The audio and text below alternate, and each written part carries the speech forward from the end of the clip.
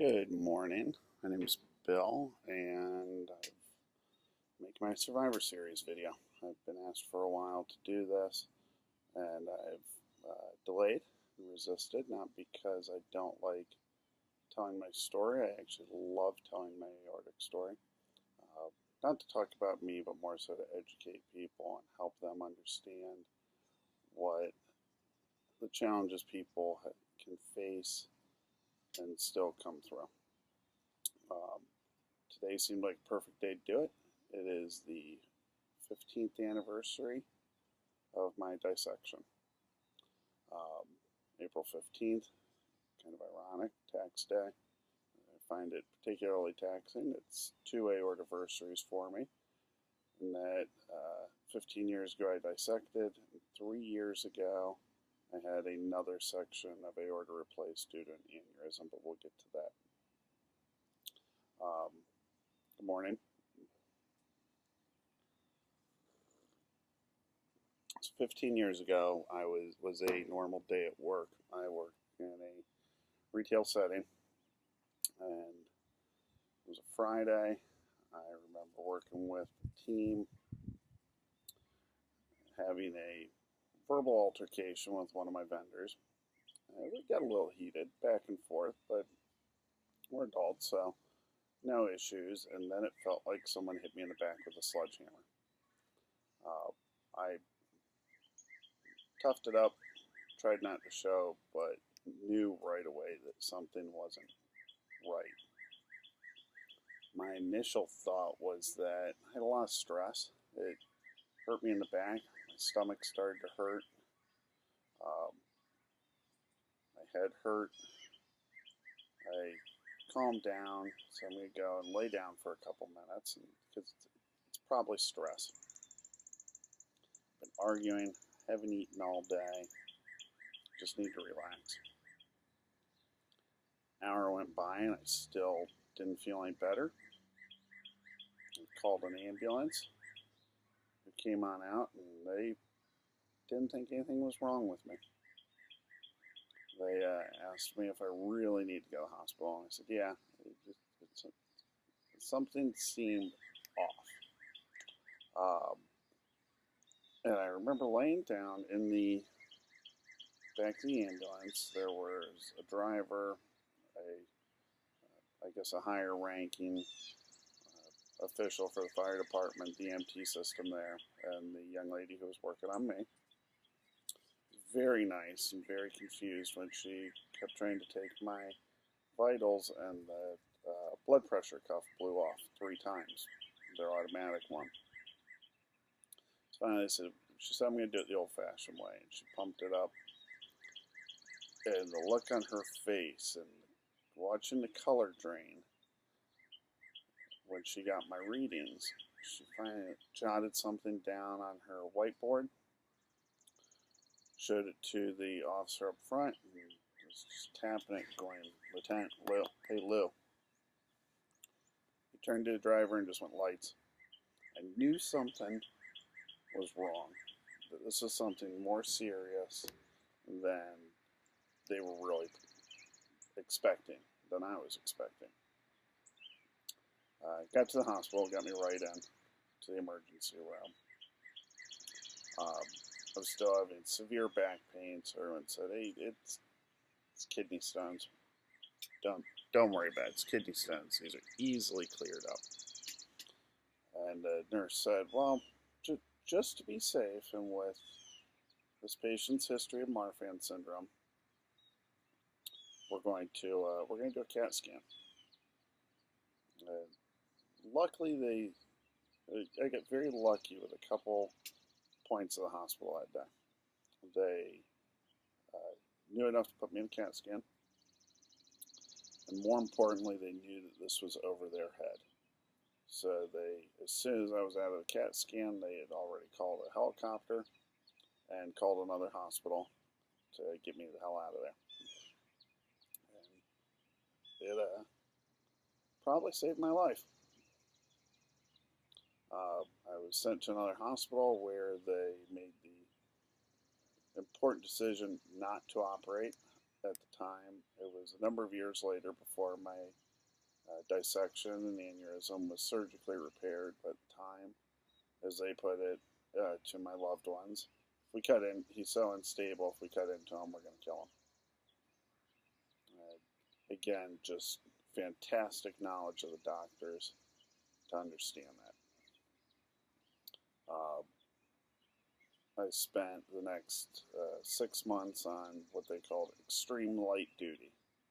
Don't pick up anything heavier than a gallon of milk. Many of you are familiar with this and live this life, live this existence. It was new to me. I was used to picking up kegs of beer on a daily basis, multiple times a day. I was used to throwing around cases of wine and beer and soda on a everyday basis. So this is a big change. To make things a little more fun, towards the end of the recovery, I had which one was that? I had hernia repair. So that made it a little bit easier to say, we should stop picking stuff up. Didn't realize at the time, but the hernia was also Marfan related, just because of connective tissue disorders. It's early, you have to excuse me, I need my coffee. Ended up going, it was 3 years.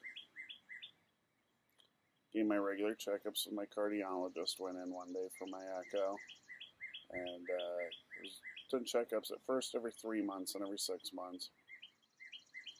And I did my echo in the morning. They called me at work that day and said, "Hey, we need you to talk to a surgeon about your aneurysm." Okay. When? Well, we made an appointment for you at 2 o'clock.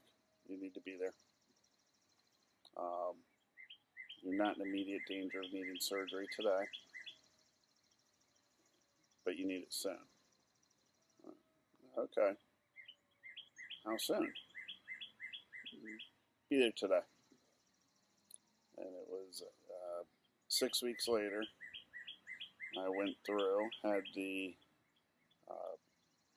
had my aorta replaced from my diaphragm to my renal arteries and into my, actually into one of my kidneys. I had dissected into the renal artery to the point that they're still amazed that my kidney worked. And it still does work. But based on the blood flow that it was getting, there's absolutely no reason it should have been.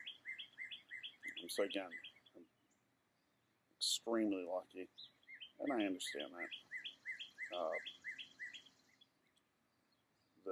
I get a great scar from it. They did the full under the arm, down to the belly button, which I've spent years going to Jimmy Buffett concerts, telling people that I got attacked by a shark. If you've ever met me at a show, I tell this story beautifully, and don't feel bad about being suckered by it if you were. If you weren't, more power to you. Hope it was a good time. A few years later, I gotta think through, unfortunately, there's been a number of these. A few years later, my aortic arch, I got frankly, a similar call as before of, hey, it's time we start thinking about surgery.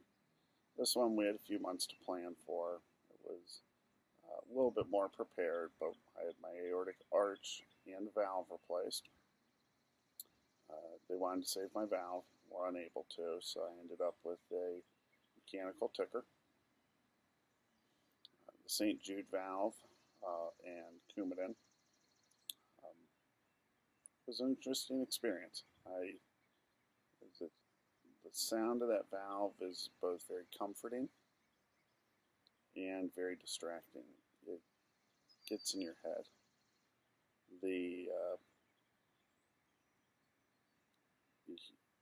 It's a great conversation starter.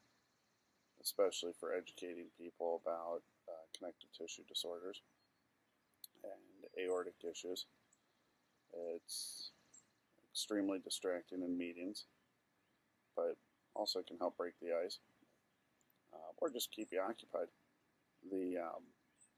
And it's a comforting sound because you know that everything's working.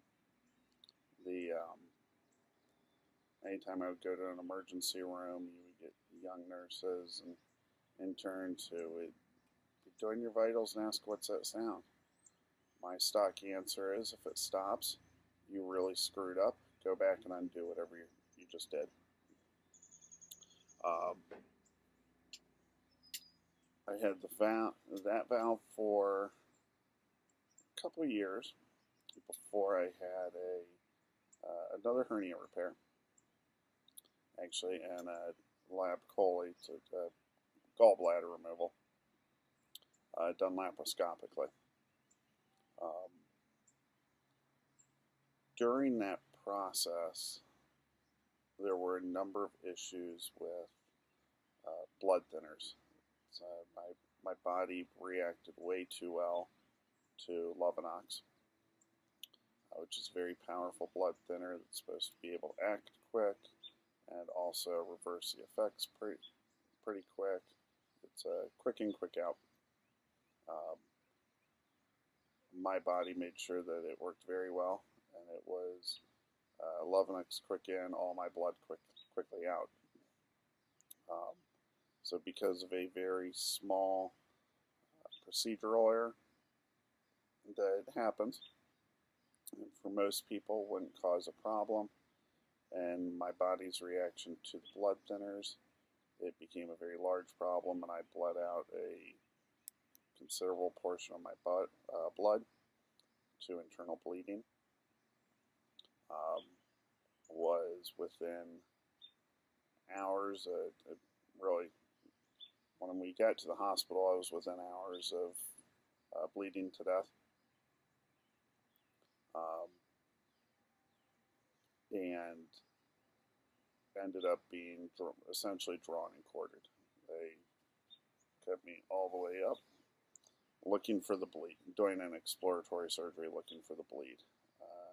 This is after a full day of screwing around with tests and trying to figure out why this wasn't something with my aorta.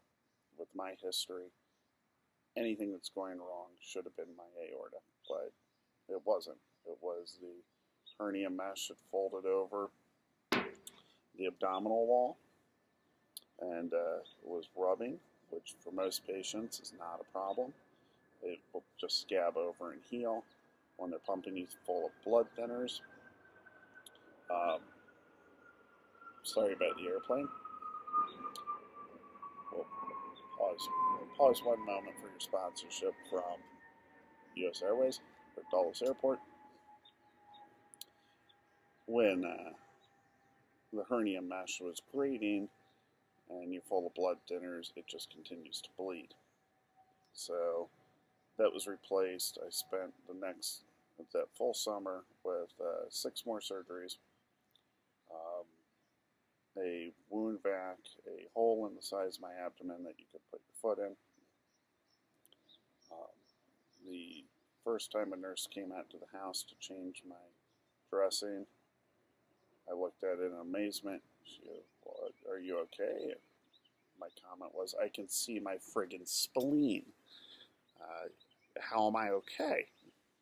And then we laughed about it and took a bunch of pictures, which she thought we were an absolutely crazy family of patients. I say a family of patients because my wife and daughter were my caregivers at the time, and still are. Thank God. We were both documenting it for medical reasons and curiosity. Made it through the summer.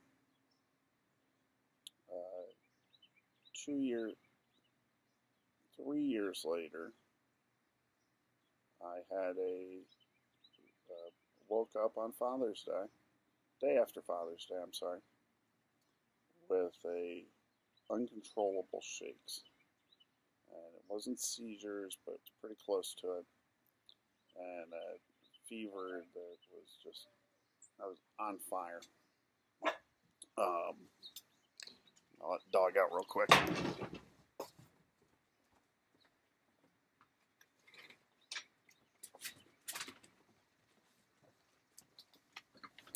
I'm back.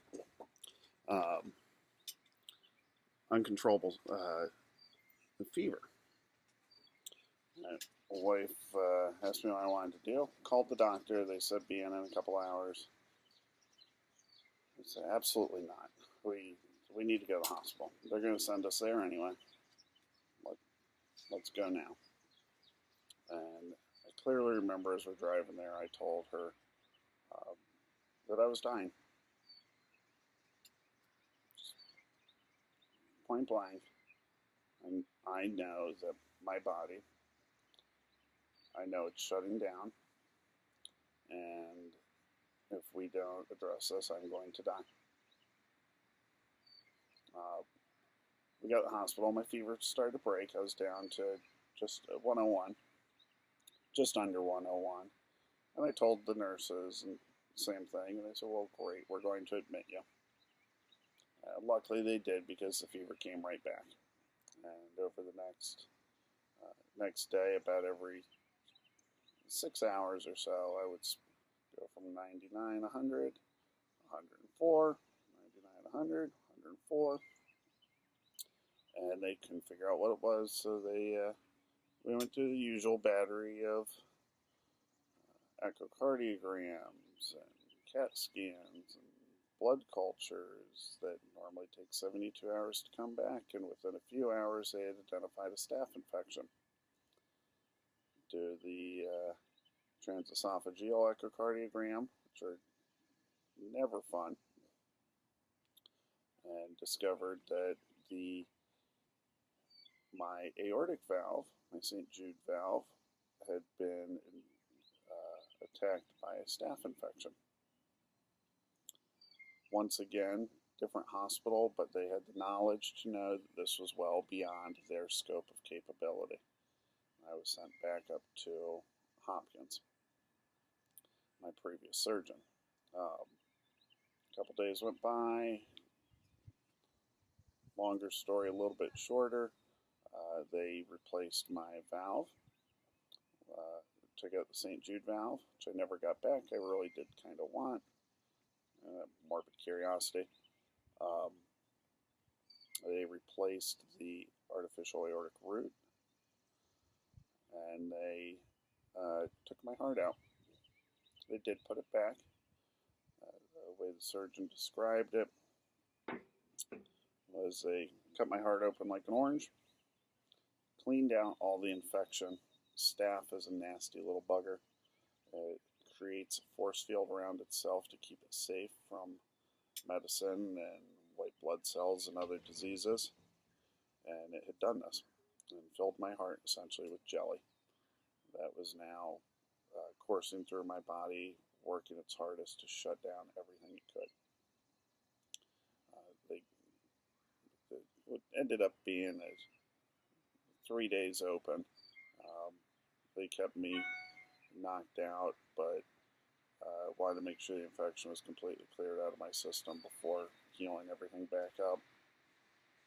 And they put my heart back together and stitched me up with all my new pieces and began the slow road to recovery.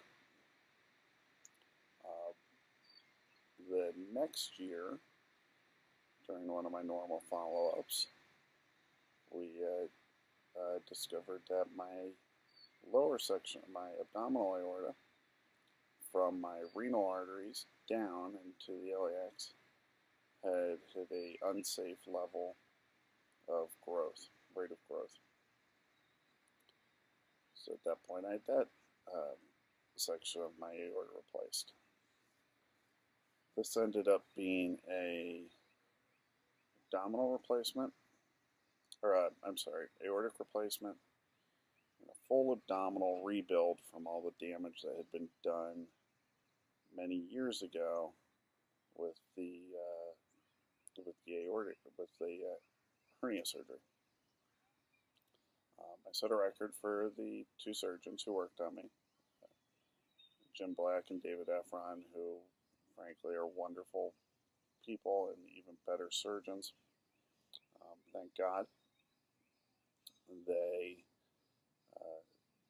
13 and a half hours with me on the table and them in my abdomen, making sure that everything was rebuilt, in good shape, healthy, and ready to go.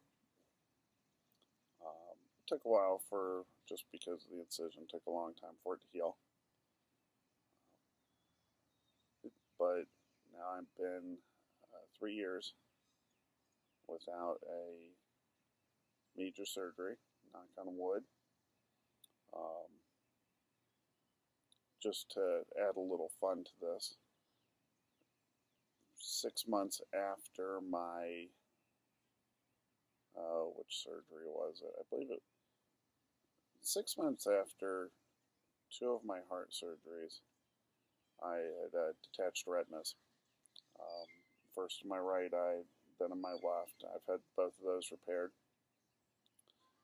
My wife will tell you that and I really have a hard time disagreeing with it, that the recovery for retinal detachment in many ways is worse than the aortic recovery. You spend a week laying on your face,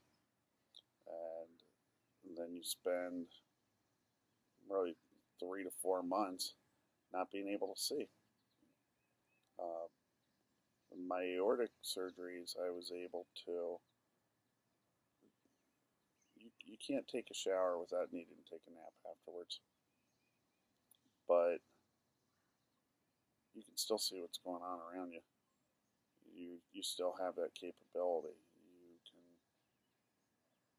somewhat move around. It was just a little bit easier to get used to. Both of them were interesting. The kind of cool part with the retina is, as your eye is refilling with the fluid, you feel like you're in a submarine with this water level just moving. It's upside down because your body hasn't yet acclimated to it. Driving is really interesting with one eye, and people get really frightened when you wear a patch to do it. It's kind of entertaining. But I've learned a lot from my different medical issues. It's become my story. The old adage that scars tell a story, scars make us who we are. I'm a firm believer that scars are tattoos with better stories, especially if I'm telling them. It's the sign that life tried to knock you down, and you're stronger than it. I don't hide from what's happened. I'm proud of it. I'm proud of what I've been able to fight through. I'm proud of the blessings that I've had that have helped me form a beautiful family, beautiful friendships, meet people who help put together Aortic Hope, this amazing organization to bring support to people and care, to show that these are just part of life. And for some people, they work out better than others, sadly. But it's really what you make of it, what you make of your story. I think you need to own it. You need to live it, and you're a survivor. So make the best of what you can and continue to fight through it. There's some things that change. There's some things you can't do. I don't think I could lift kegs anymore. I'm stubborn, so I'd probably still try if I had to, but I really shouldn't.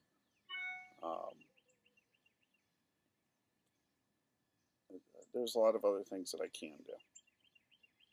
One of them is helping people and giving them a little bit of hope for life after whatever trials and tribulations they might be facing. So, if you ever have any questions or need a sounding board for your own story, I'm always happy to help. You can always be reached on Facebook by private messenger. And like I said, I'm happy to tell my story and share my experience with you in hopes that you can find some solace or knowledge or support. And if you are watching this, I assume that you're a survivor, a caregiver, you're some way involved. I wish you the best and continue to fight through it and own it, make it your life. Thank you very much for watching. Have a good day.